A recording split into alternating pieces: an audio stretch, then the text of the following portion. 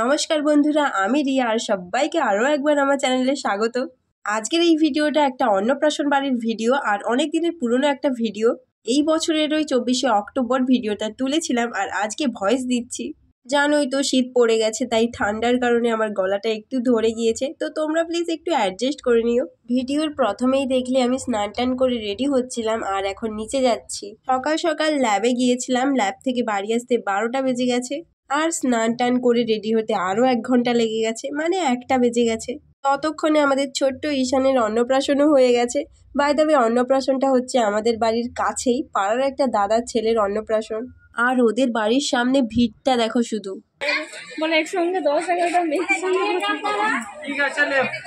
যাবো কি করে আমরা, তাই একটু বসে পড়লাম। আর এই দেখো সব কাঙালির দল খেতে যাবে বলে বসে আছে।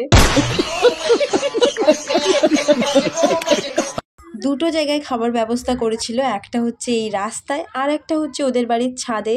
আমরা তো ভাই হাইফাই মানুষ, আমরা কি আর রাস্তায় বসে খেতে পারি বলো, তাই চলে আসছি ছাদে। আর এখানে খেতে বসেও গসিপ চলছে, ভাবা যায়। আর আমি তো ভাই আলাদাই জগতের। খবরের কাগজের ছবি দেখে বলছিলাম যে তুই পাখার উপর খাবে, আমি ফ্রিজ আর ফোনের উপর খাবো, আর শম্পা গাড়ির উপর খাবে।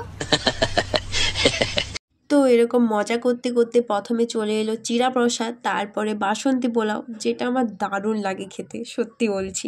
সবাই খাচ্ছিল আর আমি একটু টুক করে ভিডিও করে নিয়েছি। শাবাশ বেটা। এই দেখো নিরামিষ মাছের পিস, এটা দেখে মাছ মনে হলেও এটা কিন্তু মাছ নয়, এটা হলো ষাঁড়কচু। কারা কারা ষাঁড়কচুর তরকারি খেয়েছো অবশ্যই কমেন্টে জানাবে, খেতে কিন্তু ভালোই লাগে। তারপরে লাস্টে পায়েস, দই আরও অনেক কিছু ছিল। এই দেখো গৌর নিতাই ঠাকুর। আসলে খাওয়ার টাইমে গেছিলাম তো, তাই সোজাসুজি খেতে চলে গেছিলাম।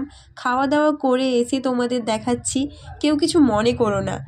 আর এই দেখো আমাদের ছোট্ট ঈশান, এনারই অন্নপ্রাশন ছিল। সবাই একে একটু আশীর্বাদ করে দিও আর আমার ভিডিওতেও একটু লাইক করে দিও।